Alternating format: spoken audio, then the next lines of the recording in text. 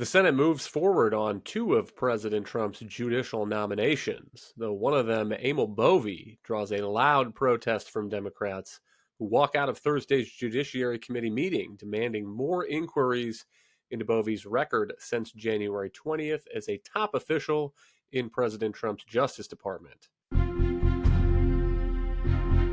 From the opinion pages of the Wall Street Journal, this is Potomac Watch. Welcome, I'm Kyle Peterson with the Wall Street Journal. We're joined today by my colleague, editorial board member Mene Ukwe-Barua. It was an ugly scene Thursday at the Judiciary Committee when senators met to discuss and vote on nominations.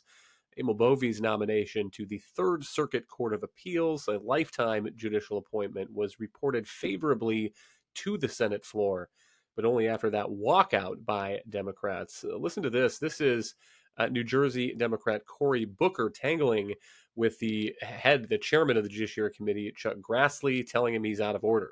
How could you be doing this? At least have a vote on my point of order.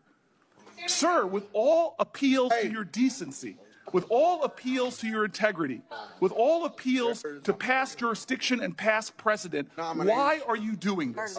This is outrageous. This is a kangaroo court. That's all we have here, This Mr. is Chairman. wrong. To violate your own rules without going by the mandates of the parliamentarian. This is unbelievable.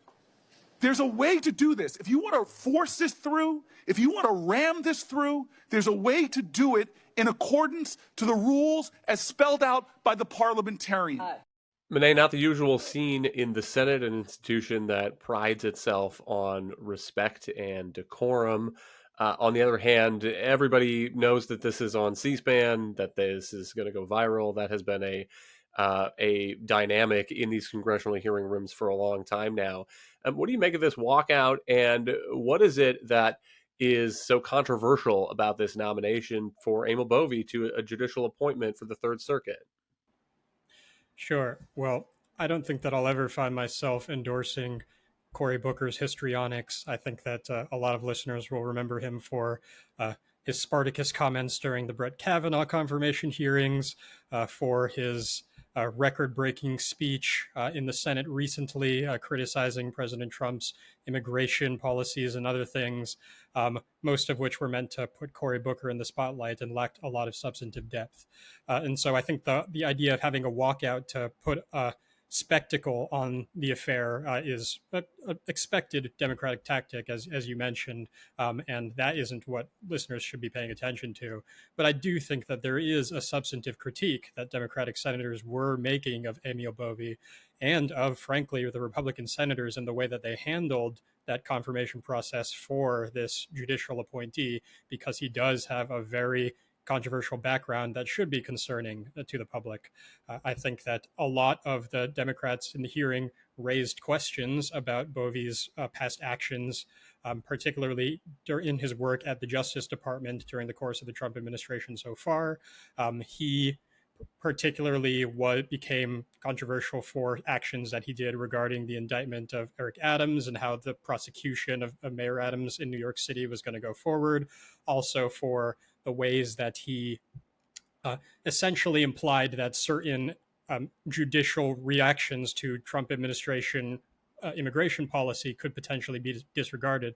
I know we'll get into that in more detail, but I do think you can't separate the way that Democrats reacted to Bove's confirmation hearing from these substantive critiques, even though they got a little bit over the top. So I do think that's what inspired them to act in that way that they did. Let's take the first of those controversies first, because that's the one that has gotten the most attention lately. It involves President Trump's effort recently to invoke the Alien Enemies Act to do deportations to El Salvador without real due process. This is that 1798 law that he was using at the time. And there's a whistleblower report is how it is being described often from a former Justice Department lawyer. He says that when Trump was in the process of invoking this law, there was a March 14 meeting. And here is a line. He says, Bove stated that DOJ would need to consider telling the courts F you and ignore any such court order. unquote, if there was a court order came down that was trying to block these deportations, these migrant removals. Notably, this whistleblower report, this came out to the Senate before Bove testified before these senators. So let's listen to Emil Bove. This is his confirmation hearing being questioned by California Senator Adam Schiff. Did you suggest, as Mr. Ruveni wrote, that DOJ would need to consider telling the courts you and ignore any such court order? I did not suggest that there would be any need to consider ignoring court orders. At the point of that meeting, there were no court orders to discuss. Well, did you suggest telling the court you in any manner? I don't recall. You just don't remember that. Monet, that's kind of an interesting answer for Bove to give there, because that is the kind of comment that I think would surprise people if the Justice Department was making it about the judiciary behind closed doors in these kinds of planning meetings.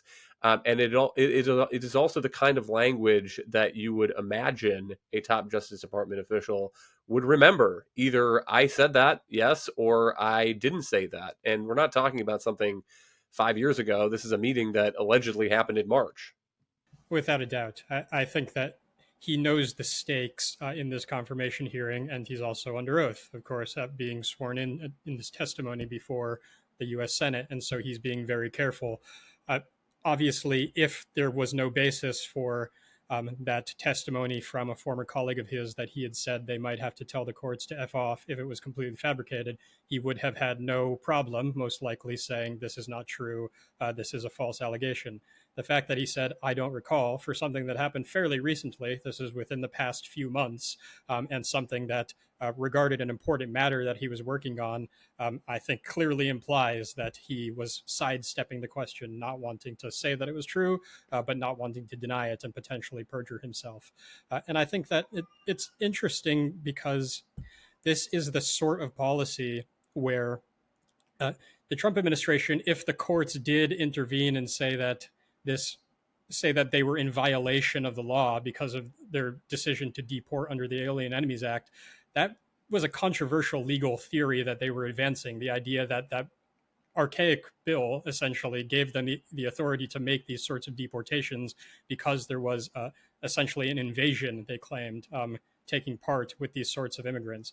And so I think there are a lot of Trump supporters who look at judicial interventions and think the courts are overreaching in so many cases, like blocking the Trump administration from firing executive branch employees. And so they might be inclined to sympathize with Bove because they're thinking, okay, he's saying that we're going to nullify what the courts are doing to block legitimate action of the Trump administration. But this case was clearly not an example of that at all, because the Trump administration's legal theory here was already a stretch to begin with. So I think that it would be questionable for an employee of the Justice Department to say we should disregard the courts in any case, particularly to say the courts should F off, but especially in a case where they're already on pretty shaky legal ground to begin with. The courts were well within their rights to rein them in on their application of the Alien Enemies Act. And so for Bove to say we should tell them to F off is duly troubling for someone who is potentially being nominated to interpret the law. This former Justice Department lawyer has since released some communications that he intends to back up his account. One of them is a text message a day after this March 14 meeting. That was when President Trump's deportation flights to El Salvador were getting ready to land. And this text message, one of them is to his supervisor, and he says, guess it's time to find out on the FU. The boss's reply is this: yep, it was good working with you. And so Democrats are suggesting that that bolsters his account, that this comment by Bove was actually made in this meeting. Part of what Democrats wanted was continued inquiries. They wanted to call this former Justice Department lawyer and hear from him directly. That looks like it is not going to happen. The second issue, Monet, that you had raised in the beginning was this Eric Adams dismissal. That's another call that it is not clear exactly who made it, but Emil Bove was the guy whose name was on the letter. The previous administration had indicted New York Mayor Eric Adams on corruption charges. He denies those corruption charges and was getting ready to go to trial. Emil Bove was the one who then asked the prosecutors in Manhattan to drop that case. Part of his argument there was that it was too much of a distraction. It was tangling up Mayor Eric Adams in his defense, not allowing him to see classified material potentially, and it was causing problems in trying to get a crackdown on crime and illegal immigration that voters in the Trump administration's view wanted. And so that was part of the argument for dropping that case. That, of course, led to the resignation of the then acting U.S. attorney in Manhattan, as well as some of her staff, suggesting that this was an implicit quid pro quo between the Trump administration and Mayor Eric Adams. Still some questions outstanding there, Monet. One of the things that he was asked in this confirmation hearing was who he talked to in the White House about that case, about the decision to drop that case, who directed it. And he was not exactly very forthcoming on that, and citing the need for the White House to have confidentiality in its communications with advisors, which is a real concern. I'm not trying to say that to say that issue does not exist. But the handling of this Eric Adams prosecution and then the dropping of it was, at the very least, it looks irregular from the outside. Yeah, I think that the case of how the Justice Department handled Eric Adams is probably the most well-known and one of the most questionable things in Bove's record. As you mentioned, it's not clear that he was the architect of that strategy. It's possible, frankly, that it originated with Tom Homan, who even before the Trump administration was seated was talking about essentially using the leverage that they have in New York City to make sure that Eric Adams would cooperate with their deportation strategy. And so it's possible that Bove was essentially just implementing these decisions. But at the same time, it's clear that he didn't comport himself in the best possible way and didn't raise questions about whether this strategy was valid. The testimony from people who worked at the Justice Department clearly implied that they were making this decision to cancel the prosecution because they wanted to use their leverage to get Eric Adams to cooperate, and particularly that the decision to dismiss the charges without prejudice so that they could have the possibility of reintroducing them and hanging it over his head was something that didn't really make sense if they were weighing the prosecution on the merits. The types of questions that they seemed to raise about how valid the prosecution was, like the seriousness of the charges, that Eric Adams took these gifts from Turkey and advanced permits for certain buildings. It's the sort of thing where if you thought that those charges shouldn't have been brought in the first place, there wasn't really a likelihood of them finding additional evidence that somehow would make it worth restoring them. It's very clear that they had a political reason for doing it that way, dismissing the charges without prejudice. And so, again, in a hearing like this, it makes sense that he would appeal to the confidentiality of these matters and not go blow by blow through how this decision was made. There's no reason that he would do that in that forum. But I think that nobody who witnessed these events unfold has an explanation better than what is commonly thought, that they were trying to use their leverage as much as they possibly could. And there were other lawyers in the Justice Department who made the right decision and said this is improper. Some of them decided to resign. And so the fact that Bove was not one of those and was not exercising good judgment about this manipulation of the law for political ends is another demerit to his potential standing and credibility as an appellate judge. Together, these two episodes, I think, create an impression of Bove as a bruiser, a smash mouth player on the field, somebody who is comfortable pursuing policy outcomes, which, to be clear, is the job of a lawyer advocating for a client in this case, trying to defend the Trump administration's policies, but doing it by pushing kind of the boundaries. And Monet, you mentioned that the judge's job is just a different job. A judge's job is to stick to the text and try to neutrally arbitrate disputes between parties by giving the best good faith reading of what the law actually says and what it actually means. Notably, there was some testimony by Emil Bove on that. I mean, listen to this. This is from his confirmation hearing where he's discussing how he would interpret the law if he's confirmed to this judgeship on the Third Circuit. With respect to my philosophy, whether it's constitutional interpretation or statutory interpretation, I would begin with the text of the operative provision that drives the party's dispute. I don't think that in most instances, committee reports or legislative history has a lot to say about what the meaning of that text really is for purposes of the dispute. And that is because I think in the main, the legislative history has not gone through the process of bicameralism and presentment to become law. And a judge's job, in my view, is to declare what the law is, not what it should be or ought to be, or someone on a committee thought it sounded like. It is to focus on the operative words and interpret them as they're written. And Monet, that's a pretty good answer from a textualist, originalist point of view. So maybe some of these Republican senators, I assume some of them have met with Bove, maybe all of them have met with Bove individually.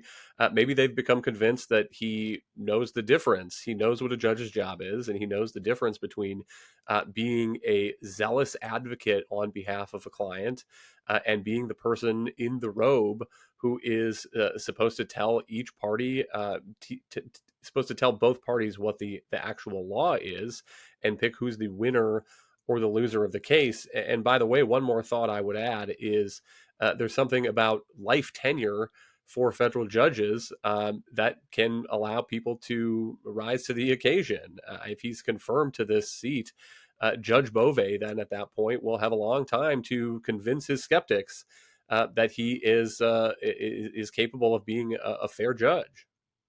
Yeah, I'll give you that. We can't rule out the possibility that he will approach his job as a judge completely differently from the job that he did as Trump's personal lawyer for years, and then during his short tenure in the Justice Department, because the goals of those positions are completely different. Being an advocate on one side with a boss who is trying to reach a certain legal end and is even given essentially leeway to try to advance the legal theory that will reach that end in the best possible way. That's what lawyers are supposed to do. And so that is very different from being a judge. I do think that it reflects well on him that he is at least willing to state what a judge should be, viewed through an originalist lens, and to say that he would do the job in that way. The problem is that in his legal career to this point, he doesn't really have that much of a record to suggest that he would, for example, have the familiarity with the originalist interpretation of a lot of issues that would be likely to come before him as an appellate judge. And I think that it makes me think of, for example, Robert Bork. He is someone who showed that he was willing to be a bruiser when the occasion called for it. He was the Solicitor General in the Nixon administration, and he was willing to step up and fire Archibald Cox, the independent counsel, when Richard Nixon asked the Attorney General and Deputy Attorney General to do so, and they resigned in protest. And so he saw himself as an employee of the president, willing to carry about the president's wishes, even when they were controversial. But Bork, before reaching that point, had been a law professor for years, had been respected by friends and enemies alike for the depth of his interpretation of antitrust policy and other matters. It was very clear that he was able to see the law through that philosophical and objective perspective. And so he was able to serve well as a judge in addition to being an advocate. Bove, I think, has much more to prove in terms of not really having that record to suggest that he could be a neutral arbiter of the law. And so I think that it's reasonable to be skeptical despite the good answer he gave when the question was posed directly to him. The vote by the Judiciary Committee here does suggest to me that Republicans will probably unite to confirm Bove unless there's some sort of new revelation that comes out. But Monet, I do wonder whether this controversy and skepticism, even from some conservative legal commentators about the Bove nomination, whether that matters potentially to President Trump's long-term ability to continue reshaping the judiciary in a conservative direction. And here's the reason I say that is there are judges who are old enough and have enough service to take senior status and open vacancies on some of these appeals courts, and they can choose whether or not to do that. And the same, by the way, goes for Supreme Court justices, Justice Samuel Alito, Justice Clarence Thomas. Those two guys aren't getting any younger, and they can decide that they are ready to retire and let President Trump name their replacement, or that they think they want to continue doing the job until the next person is in office in 2029. And some of what I think factors into those decisions is judges may look at the quality of the candidates that the president in office is appointing to fill already vacant slots in the judiciary. And to be clear, it seems like President Trump is making some pretty good picks as well. On Monday, also this week, the full Senate, in a 46-42 vote, confirmed Whitney Hermendorfer to the Sixth Circuit. She has a pretty sterling resume, clerked for then Judge Brett Kavanaugh, clerked for Amy Coney Barrett, clerked for Samuel Alito. So at this point, she has clerked for a full 1/3 of the United States Supreme Court, which is a triple crown that I would like to know if anyone else has been able to pull off. And also this week, President Trump said that he's going to name Jennifer Mascott, who is in the White House counsel's office right now, and a Clarence Thomas clerk, to another vacancy on the Third Circuit. That appointment is also getting some pretty favorable reviews by conservative lawyers.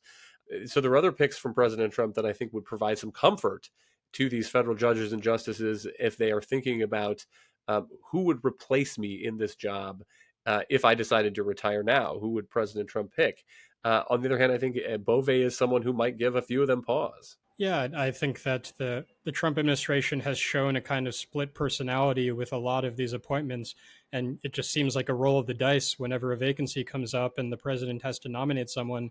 There are these two completely separate pools from which he picks, and you don't know which one it's going to be. He has a lot of these personal associates, for example. Bove is not the first personal lawyer, of course, to be nominated for a spot either on the judiciary or in the administration. His deputy attorney general, Todd Blanche, was a personal lawyer of President Trump who defended Trump in the New York criminal case. And you have people who are not necessarily personal associates of Donald Trump, but are very much in the MAGA camp. People like Ed Martin, who he attempted to nominate to be the U.S. attorney in D.C. And so that's one pool. But despite what Trump says about being over and done with the Federalist Society and having broken with Leonard Leo, et cetera, he does still continue to appoint a lot of these more traditional originalist judges who came up through prestigious clerkships and have worked in the institutions and clearly are advancing a more traditional conservative legal perspective. And so it just seems to depend on who is being put in front of him and, how he's feeling. And he's certainly not averse to continuing to nominate people of that, from that kind of background. But I do agree that if you are a Supreme Court justice, if you are a senior judge in the federal courts, you have to be looking and wondering, I can't bet on who my replacement will be. It's going to be a roll of the dice, and it's the kind of thing that would make you wait a little longer.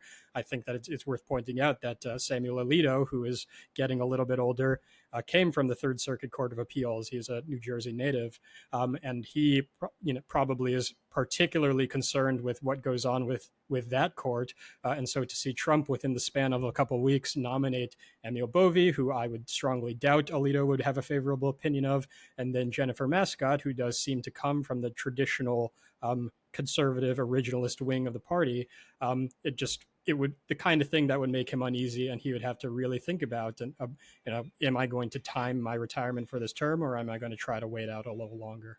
Thank you, Monet. Thank you all for listening. You can send your own judicial nominations to pwpodcast@wsj.com. If you like the show, please hit that subscribe button, and we'll be back next week with another edition of Potomac Watch.